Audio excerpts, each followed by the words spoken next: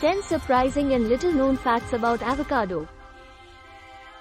If you are new to this channel, please hit the subscribe button. Let's get into the content.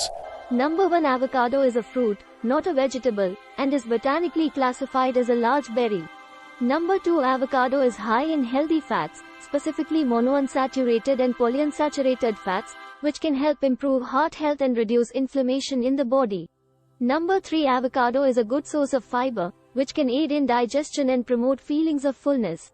Number 4. Avocado is rich in vitamins and minerals, including vitamins C, A, K, and B6, as well as potassium and magnesium.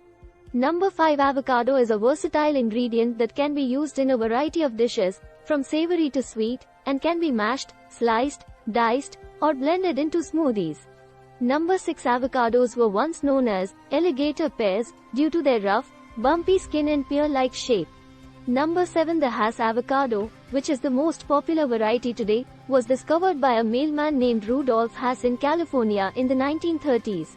Number 8. Avocados are high in healthy fats, fiber, and potassium, which can help reduce the risk of heart disease and lower blood pressure.